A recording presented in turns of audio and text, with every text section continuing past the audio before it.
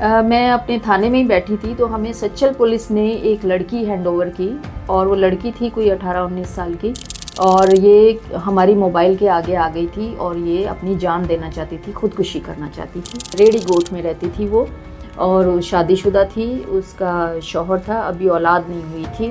اس نے مجھے بتایا کہ اس کا جو سسر ہے، اس کے شوہر کی غیر موجودگی میں اس لڑکی کے ساتھ اس کو مس یوز کر رہا تھا۔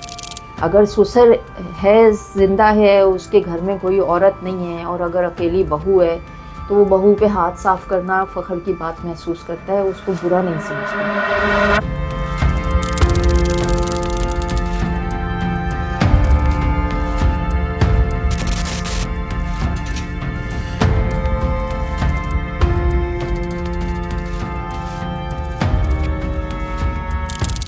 السلام علیکم، میرا نام لبنہ ٹیوانہ ہے اور میں سندھ پولیس میں ایس پی کی پوسٹ پہ کام کر رہی ہوں، اور میرا تعلق اصل میں پنجاب سے ہے۔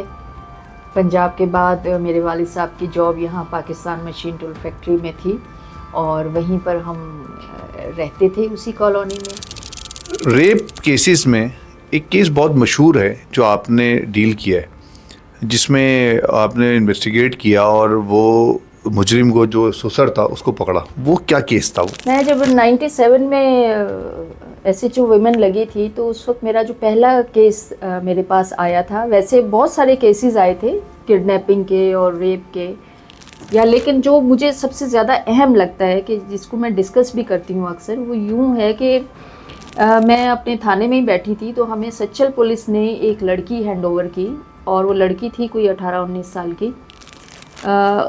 انہوں نے یہ ہمیں کہا کہ یہ لڑکی سپر ہائی وے پر ہمیں ملی ہے، اور یہ ہماری موبائل کے آگے آ گئی تھی اور یہ اپنی جان دینا چاہتی تھی، خودکشی کرنا چاہتی تھی، تو ہم اس کو ریسکیو کر کے لے آئے ہیں، اب باقی کارروائی آپ کر لیں۔ میں نے اس لڑکی سے سوال جواب پوچھنے شروع کیے، اس کے ویئر اباؤٹ لینے شروع کیے، اس نے سب بتایا کون ہے، کہاں رہتی ہے۔ ریڑی گوٹ میں رہتی تھی وہ، اور شادی شدہ تھی، اس کا شوہر تھا، ابھی اولاد نہیں ہوئی تھی، اور اس کی 2 نندیں تھیں، ایک سسر تھا، یہ ایک ہی گھر کے اندر رہتے تھے، چھوٹا سا ان کا گھر تھا۔ اس لڑکی نے مجھے بتایا کہ جب اپنا بتا دیا تو میں نے کہا کہ اس کے گھر والوں کو بلاؤ تاکہ وہ اس کو یہاں سے لے جائیں تھانے سے۔ تو اس نے لڑکی نے، میں اس کا نام نہیں لوں گی، اس نے جانے سے منع کر دیا، اور اس نے کہا کہ وہ اپنے گھر نہیں جانا چاہتی۔ تو میں نے اس کو کہا کہ خودکشی کی وجہ کیا ہے اور تم کیوں نہیں گھر جانا چاہتی؟ اس نے مجھے جو کہانی سنائی وہ بڑی عجیب سی تھی بات میرے لیے، خاص طور پہ سننا اور اس کو سمجھنا۔ اس نے مجھے بتایا کہ اس کا جو سسر ہے، اس کے شوہر کا جو باپ ہے سگا، وہ اس کے شوہر کی غیر موجودگی میں اس لڑکی کے ساتھ اس کو مس یوز کرتا ہے، اس کے ساتھ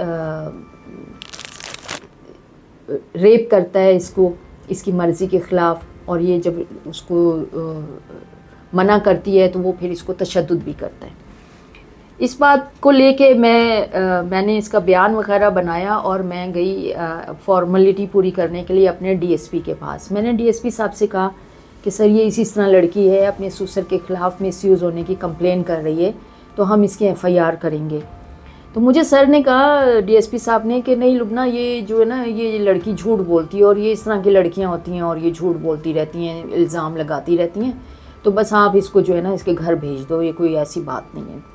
لیکن مجھے جو ہے یہ عجیب سی بات لگ رہی تھی، کیونکہ جب لڑکی جس طرح سے بات کر رہی تھی، جس طرح سے وہ کہانی اپنی ساری سنا رہی تھی، اور جو اس کے لہجے میں جو سچائی نظر آ رہی تھی، اس کا لہجہ اس کا سچ بتا رہا تھا، تو مجھے اس بات کو لے کے میں نے بہت سنجیدگی سے اس میٹر کو لیا، اور پھر میں نے اس کی ایف آئی آر کروائی۔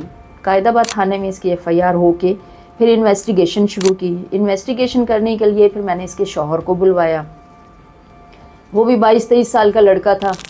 وہ جب آیا، اس سے پہلے تو اس نے منع کیا کہ نہیں جی ایسی کوئی بات نہیں ہے، لیکن جب میں نے اس کو کنونس کیا کہ اگر دیکھو تمہاری بیوی غلط بیانی کیوں کرے گی، وہ مرنے کے لیے جا رہی ہے، اپنی زندگی ختم کرنے کے لیے جا رہی ہے، زندگی سے زیادہ تو ہمیں کوئی چیز عزیز نہیں ہوتی، جب وہ اپنی زندگی دے رہی ہے اس کا مطلب ہے پیچھے ضرور کوئی ایسا بیک گراؤنڈ ہے۔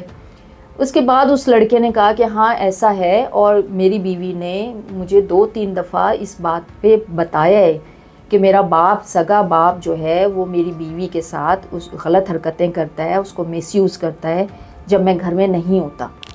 اور پلس یہ کہ میں نے اپنے باپ سے جب اس بات کا شکوہ کیا ہے, شکایت کی ہے بلکہ, اور اس سے پوچھا ہے کہ وہ ایسا کیوں کرتا ہے, تو میرے باپ نے مجھے اس کے اوپر 2 چانٹے بھی مارے ہیں اور بولا ہے کہ تم اپنے کام سے کام رکھو.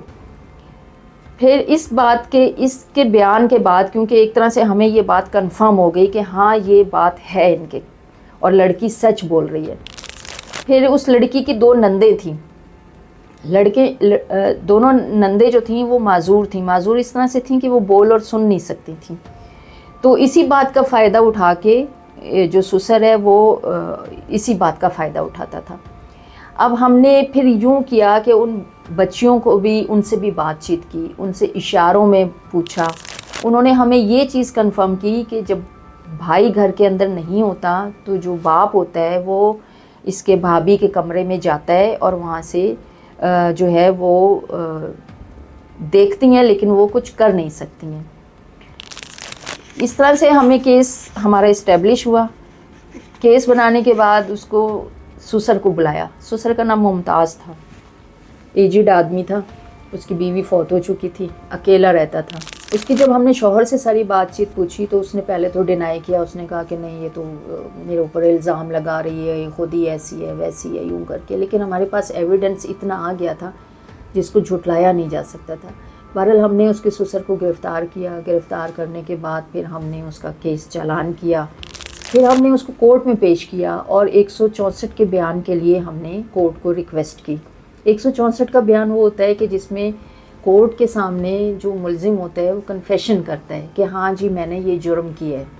اور اس کورٹ کے اندر صرف ملزم ہوتا ہے, میجسٹریٹ ہوتا ہے اور ایک وکٹم ہوتا ہے. وکٹم اس لیے ہوتا ہے کہ وہ اس نے الزام لگایا ہوتا ہے, افیکٹڈ ہوتا ہے.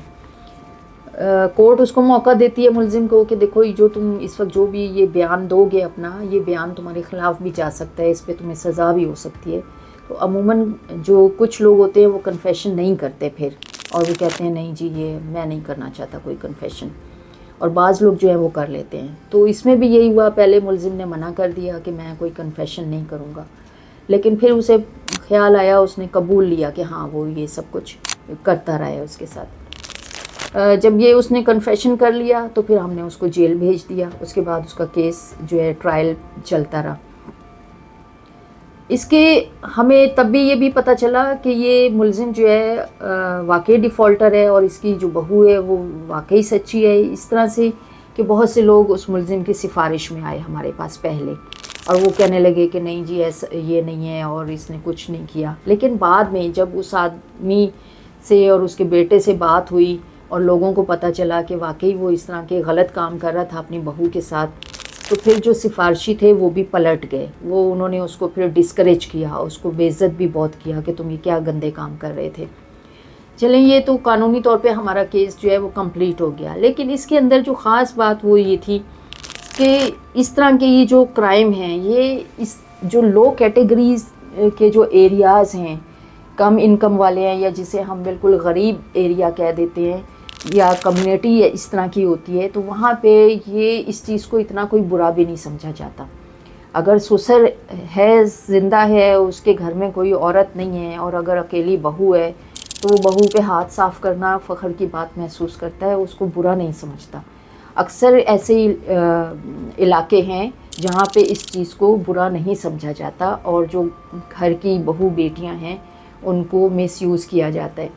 اب وہ گھر سے نکل نہیں سکتی, اگر وہ ہمت کر کے کبھی نکل بھی آتی ہیں, کسی کو اپنا دکھ بتاتی بھی ہیں, تو کوئی ان کی مدد نہیں کر سکتا. جیسے اس نے اپنے شوہر کو بتایا, اس لڑکی نے, ساجدہ نام تھا, جب اس نے اپنے شوہر کو بتایا تو اس کا شوہر بھی کچھ نہیں کر سکا. اس نے جب اپنے باپ کو بتایا کہ آپ میری بیوی کے ساتھ غلط کام کیوں کرتے ہو, تو باپ نے الٹا اپنے بیٹے کو اور زیادہ ڈرا دھمکا دیا, بہو کو بھی ڈرا دھمکا دیا, جس سے وہ اپنی کمپلین آگے اس میں ہمت نہیں تھی کہ وہ کسی اور کو بتاتی, کیونکہ وہ جس کو بتا رہی تھی کوئی اس کی بات کو یا تو سچ نہیں مانتا تھا یا سیریس نہیں لیتا تھا. تو اس نے حل یہ نکالا کہ وہ اپنی جان دینے کے لیے چلی گئی.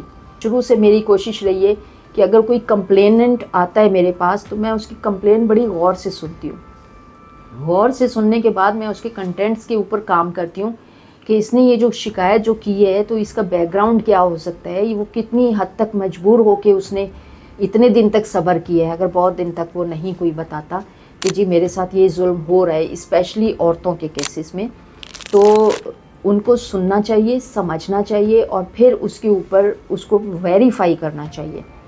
ویریفائی کرنے کے بعد جب آپ کو پتہ چل جاتا ہے کہ یہ ایک بالکل جینین ایشو ہے, جینین کمپلینٹ ہے, تو پھر اس پہ پیچھے نہیں ہٹنا چاہیے. پھر اس میں جو ہے اپنا پوری اسٹرگل کرنی چاہیے کہ اس کا مسئلہ بھی حل ہو, اور جو اس کو پریشان کر رہا ہے, جو اس کے ساتھ زیادتی کر رہا ہے, اس کو اس کے انجام تک پہنچنا چاہیے.